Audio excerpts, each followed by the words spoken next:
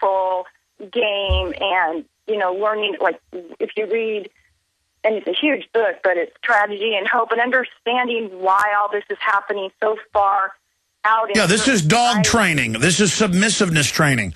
We are being taught how to be prisoners. Everything in America now is about learning your scum. You don't have any personal space. The government's going to put their hands on you. We're going to taser you. We're going to take your blood. We're going to grab your genitals. That's the way it is. We're protecting you from the terrorists. And then you go research. The government's shipping the drugs in, the guns out, and putting bombers on planes. They're terrorists. Look, we have terrorists and a bunch of control freaks that work for them. Alex, this doesn't surprise me. I mean, I went to high school in Brooklyn, and randomly, you know, once a week, they would put up metal scanners, pat you down, search you, go through your lockers without any permission at all. The NYPD even has its own school task force that randomly comes into a different schools and searches. And Hollywood sold the gangster culture. Yeah. The government ships the drugs in. It's all been planned. Takes away their cell phones, takes away their iPods, takes away everything from them, and gives them detention for having a phone in school. The reason probably why they don't want the phones is because you could quickly turn on the camera and expose them. But this is also interesting what's happening in New York City. The NYPD is actually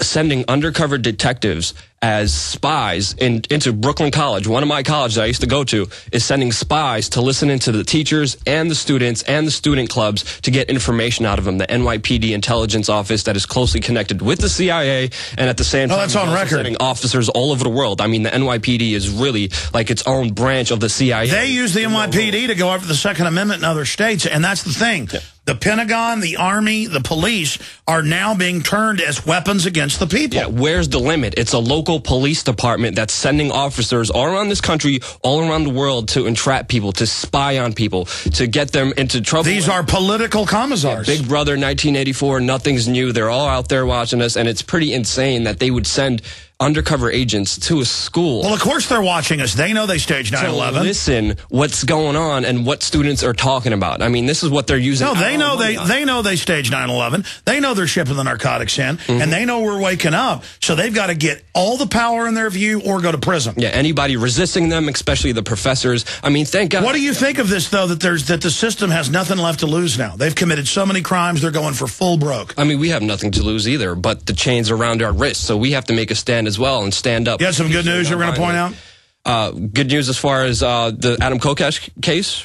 Well, you were saying they got some good news, then I interrupted. I don't know about that. Yeah, but the point is a lot of good things are happening. Hey, listen, Laura, I appreciate your call. Yeah, Kokesh, the dancing at the Jefferson Memorial, not allowed.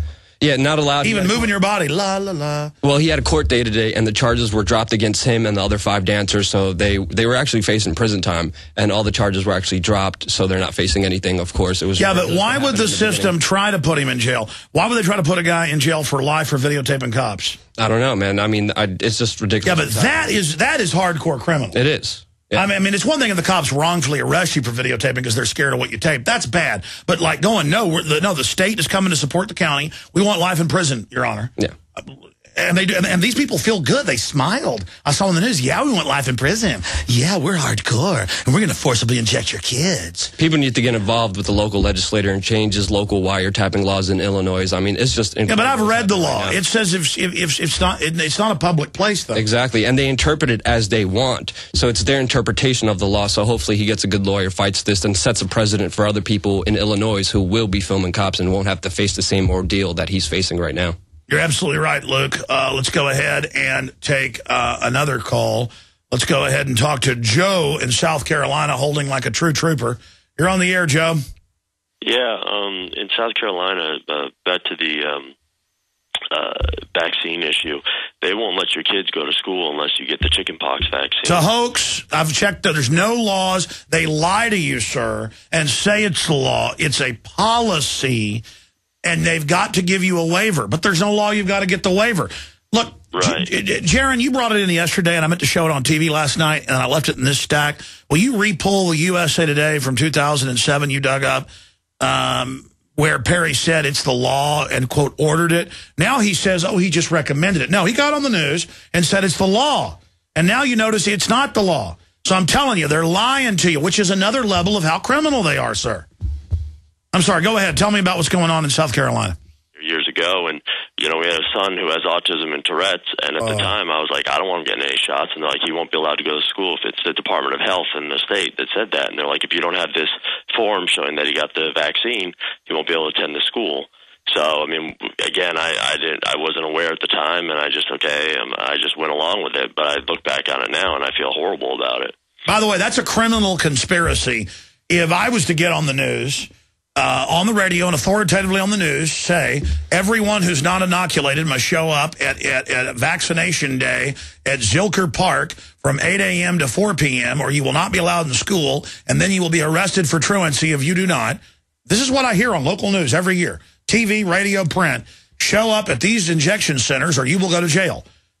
Now that is a criminal racketeering hoax.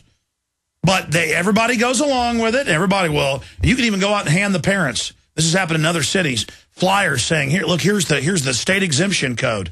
And cops will come over and say, "Don't interfere with what we're doing," with riot cops. I've seen it on the news. And will arrest people. I mean, you're literally going to victims. Look, you don't have to take the shot. And there's cops.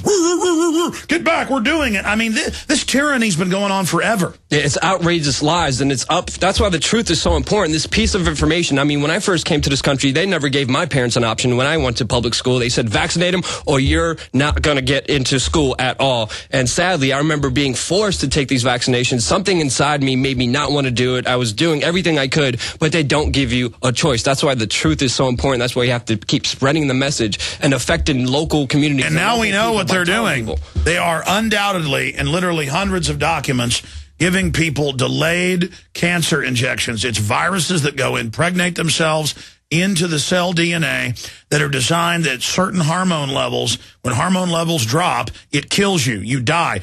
In fact, I have articles here today. I didn't even get to them. In fact, I'll get to them in the next segment after some more calls, where they admit a doubling in cancer and another doubling in the next 15 years, the UN is saying. And they're just throwing it in our face how they're doing it to us. Yeah, no surprise. Of course they're sticking their hands down our pants and staging terror attacks. Of course they're out of control. Because this is a guild of psychos. Yeah, people, please get educated. Share this information with your brothers, your sisters, your family, your neighbor, because that's the only thing you have. They're not giving you an option out there. They're telling you what they want to do with you, but you have another option. The truth, the waivers, you need to know about this. Spread this message to everybody, and don't be afraid to be who you are and spread this information. It could change lives. It could save lives. And it's all in your hands right now, guys. Okay, let's go ahead now and go to another phone call. Hey, guys with the camera, let me show you what I'm talking about. See how I'm right here, and there's negative edge right there. See all that space right there? See, I mean, it's not just that I'm not in the middle. I'm completely on the other side in the camera shot right there. I mean, I'm completely, I mean, even if I try to swing around this way, I don't understand. I'm trying to figure out these new systems we're running here. Let's go ahead and take another call here. Let's go ahead and talk to Steve in Illinois. Steve, you're on the air. Go ahead. Hey, Alex. Fittingly that I'm calling you right now, the Fed just made their decision. They're going to do $400 billion worth of Treasury purchases. And I've been trying to call you the last couple of weeks because I've really wanted you to get Bob Chapman to break down the bond market. Because I believe that that people are mistaking safety with the market's the deepest, most liquid market in the world, and until the bond market blows up, which is going to happen, I don't think that we're not going to see the evidence of anything really spiraling out of control. Yields actually just backed up on a 30-year down to about 3%. And I think people are just buying. It's out of control. And I would love Bob Chapman to be able to break down the bond market. Well, by keeping interest rates low and doing all this, they're driving people into the bonds, and that's going to be the next thing to go down. So I will bring that up to Bob Chapman. I mean, I've studied it. It's very technical. But basically, we're seeing the beginnings of hyperinflation, and people are running into these government securities as a hedge of protection. What's your view on it? My view is it's just that people are continuously running to it as a form of safety, and they're mistaking it. Like it's liquid, and they're able to shift around billions of dollars very easily without manipulating the market. I traded in a 30-year Treasury pit in Chicago when it was an open outcry market, And I can be the first one to tell you when that market goes down, it is pandemonium. And I've heard Peter Schiff say recently that there's not going to be a shift out of, like people aren't going to start buying stocks just because they're going to sell bonds. He says there pretty much just isn't going to be any bids, and it's just going to get well, we see a lot of institutions of people going into bonds, but with the treasuries, we see the Chinese buying less and less, and the Federal Reserve having to monetize a lot of it. So it's a weird thing that's happening. It is honestly, it's mind-boggling. It's very hard to figure out, but I think that when that market has its problem, when that day comes, and interest rates start to rise and they can't service the debt, that's going to be when the hyperinflation you're talking about comes about. And until that day happens, I think we just move along with the status quo when it comes to the economy. That's my view. Well, the status quo is just a slow slide into depression. But look, here's something important for new listeners. There's been a premeditated police state grid built for collapse that accelerated when they got rid of Glass-Steagall in the late 90s. This whole thing is premeditated, to the point of which we told you that the private banks would say, okay, give a private financial dictatorship over Europe, have the euro turn into a banking dictatorship, and then expand a Bank of the World out of that to, quote, pay off all these derivatives. And now it's being done. I appreciate your call. Luke, what is it like for you to see them more and more coming out with announcements of world government? I mean, does it surprise me? I mean, they're going to be more blatant, more out and open to it, but that's why we have to do the opposite and expose them for what it really is and make people understand it's not a good thing. Just because it has new in it doesn't mean it's a good world order. And we have to tell them it's a lot like the old world order, where elites and the feudal system was intact, where people and kings and elites ruled everything and told people what to do. So I think it's not surprising at all, but if they're doing it, they're moving a little bit too quick, and they're going to expose themselves as this happens. And they are, and they pretty much are. And that's why so many people are waking up to it every single day. Well, these psychopaths' instinct is to amass power to, quote, protect themselves from angry people that they've wronged. But in every case, the gilded cage they build for the public is the cage that ends up holding them. Yeah, they love bragging about it, like Chief Member Divignan of the Bilderberg Group, who said, yeah, we created the euro. Yeah, sure. And we made it to become a receivership arm for Europe. Exactly, openly bragging in an interview that this is happening. But it's interesting how they could brag, but when you come up to them with a question, I don't understand, like, because they know that we know. Well, no, it's part of a disrespect for us, but they're also scared of us. And see, this is scientific dictatorship. They're on such power trips that it's like we're in a petri dish. They're putting the stuff in our water, our food, got their psychological warfare programs. They've got all their minions that have sold out for a little bit of money or sold out for petty power. And they're just moving forward scientifically.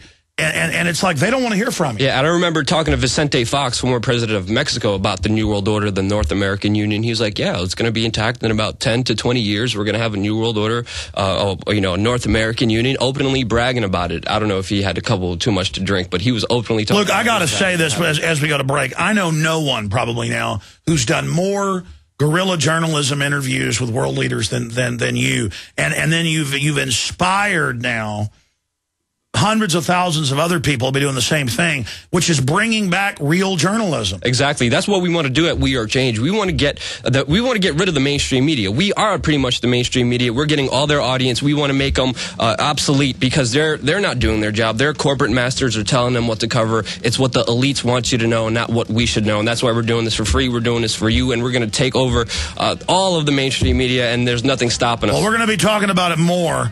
I think I may even have you pop in tomorrow. You're here for a couple more days. I guess you're going home tomorrow night. We'll be right back with a few more calls in this cancer news, and then I'll be on Infowars Nightly News tonight, 7 o'clock, on a host of key issues. Stay with us. What would you do with a check for $25,000? What if you could eliminate all of your credit card debt in 90 days and keep all of your money? Hi, I'm